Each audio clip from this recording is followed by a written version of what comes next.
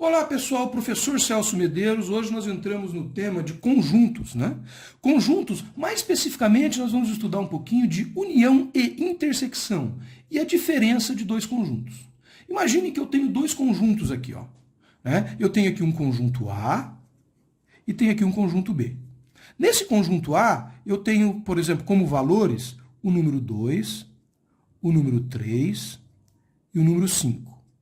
E nesse conjunto B, eu tenho aqui como valores o número 7, o número 9 e o número 11. E vamos supor que tanto no conjunto A como no conjunto B, eu tenho o número 5 e tenho o número 8. Certo? Bom, isso é o que eu tenho nos meus conjuntos, né? Esse pontinho aqui a gente indica que nós temos um elemento desse conjunto, né? Uma notação normalmente utilizada. E aqui nós temos que o conjunto A ele é formado por quais elementos? O conjunto A é formado pelos elementos 2, 3, 4, 5 e 8. Certo? Olha, 2, 3, 4, 5 e 8. Esse 5 e 8 faz parte do A, né? E o conjunto B? O conjunto B ele é formado pelos elementos 7, 9, 11, 5 e 8. Ah, professor, eu poderia colocar em ordem esses números? Poderia, né? Aqui no A deu certo de ficar em ordem, aqui no B não. Mas veja, um conjunto não necessariamente precisa estar em ordem. Mas eu poderia reescrever esse conjunto B em ordem 7, 8, 9, 5, 7, 8, 9 e 11. Estaria correto. Os dois conjuntos escritos em ordem ou não, trata-se do mesmo conjunto. Ok? Bom, agora, se eu quero dizer para vocês que eu quero saber qual que é o conjunto formado pelo A união B. Então, A união B a gente escreve assim, ó, A união B. Esse símbolo aqui é símbolo de união. Significa que todos os elementos de A e todos os elementos de B vão estar aqui no A união B. Então, eu vou dizer que o 2 está, o 3 está, o 4 está, o 5 está, o 8, o 7, o 9 e o 11. O 5 e o 8 que eu tenho aqui, que eu não coloquei aqui no final, eu não coloquei porque ele já está aqui, ó. Né? Então, ele já está no conjunto. Então, o conjunto união são esses elementos aqui. Então, eu tenho um conjunto A que é formado por 5 elementos, um conjunto B que é formado por 5 elementos, mas veja, A união B é formado por 8 elementos. Né? Porque tem dois elementos que fazem parte dos dois conjuntos. E como que eu represento, então, a intersecção B? Eu escrevo assim, ó, A intersecção B. A intersecção B é igual a 5 e 8. O que significa a intersecção, então? Significa que são os elementos que estão tanto no conjunto A como no conjunto B. Então, dentro desse exercício que a gente fez aqui, a intersecção é esse espacinho aqui que tanto A como B, né, representa os elementos que tanto estão em A e em B. Vamos pintar de verde aqui desse lado, ó. Isso que eu estou pintando de verde aqui são os elementos só de A. Ó, então aqui é só de A. Não significa que esse é A, porque A é esse que é só de A, mas é esses dois aqui também, porque esses aqui estão em A, certo? Então, se eu dissesse assim para vocês, ó, eu quero saber, nesse conjunto aqui, quanto que é A menos B.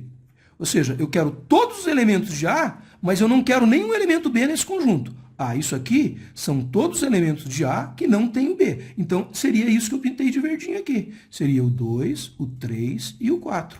O 5 e o 8 não entram nesse conjunto porque eles também fazem parte de B. Certo? Isso significa diferença de dois conjuntos.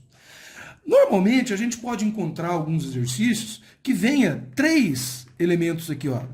Em vez de ter um conjunto A e B, eu tenho 3 conjuntos, né? E aqui eu vou identificar nesses 3 conjuntos, vamos chamar aqui, só para diferenciar as letras, eu vou chamar esse conjunto de C, esse conjunto de D e esse conjunto aqui de E, certo?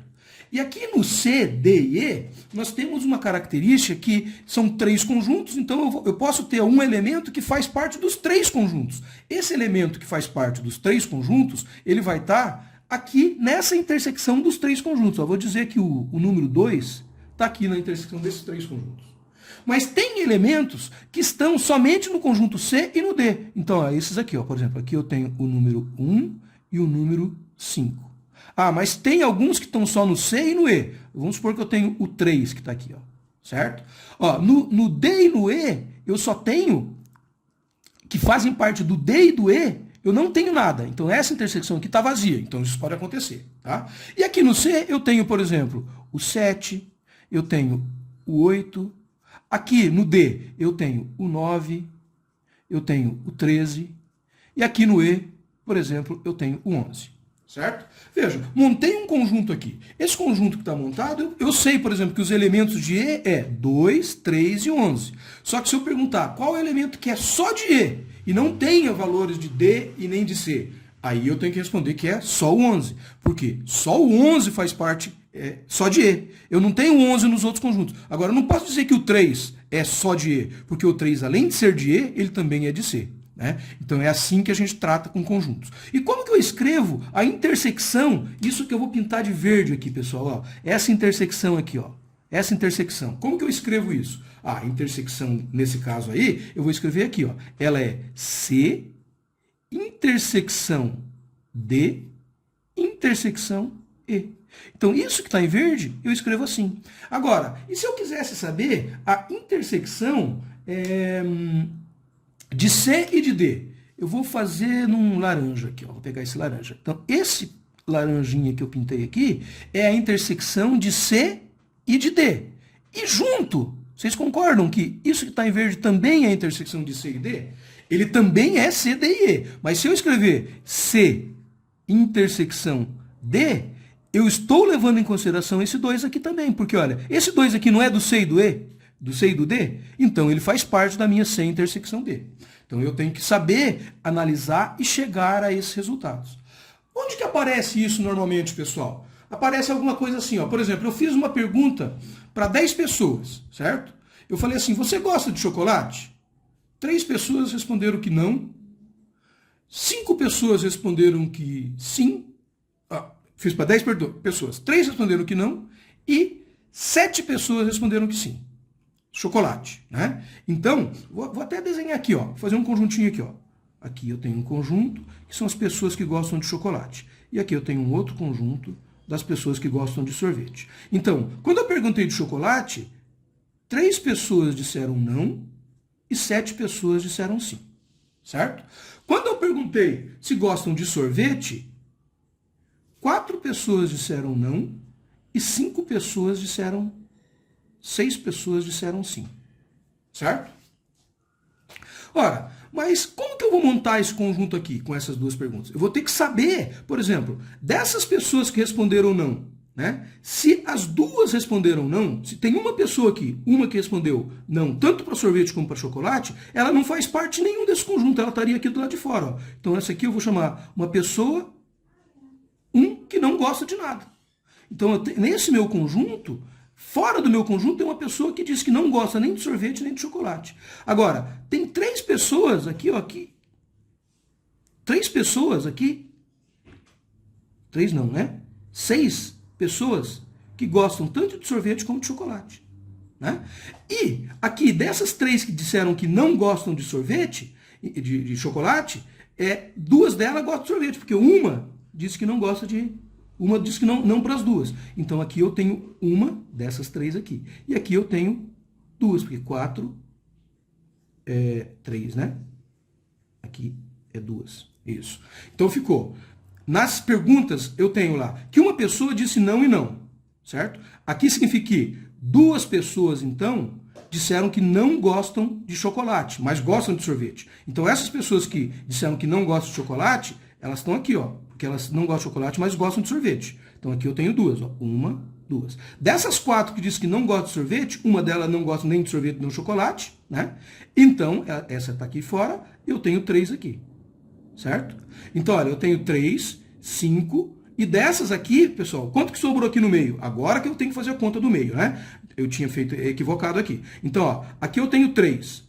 4, 5 pessoas. Aqui com essa de fora 6. Então aqui que gostam, eu vou ter 4 pessoas aqui dentro.